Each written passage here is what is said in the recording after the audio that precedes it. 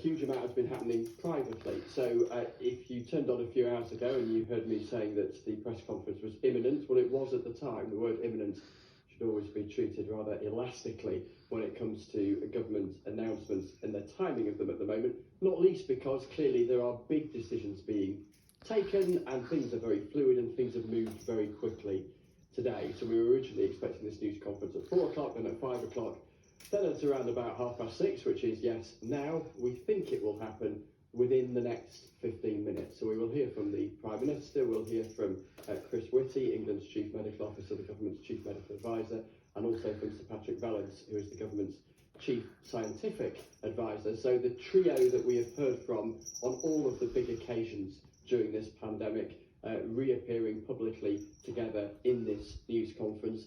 As you say, we are expecting an England-wide lockdown to be announced starting on Thursday, running until the 2nd of December, with non-essential shops being closed, not including supermarkets. Supermarkets will remain open. The hospitality sector closing down with the exception of takeaways, so pubs, cafes and restaurants closing.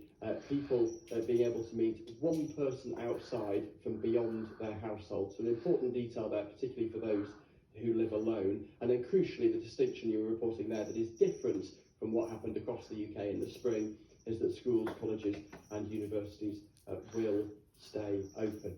What we've seen today, and one of the explanations behind this delay in the news conference, is the government being caught something on the hop by reports late last night and in the newspapers this morning and on the BBC that this is what the government was considering privately. We know from a message that was sent by the Prime Minister to Conservative MPs this evening that this isn't the choreography that he had hoped for. He had hoped to be able to give a statement in the House of Commons on Monday, setting out what we expect to hear from him in the next 15 minutes or so.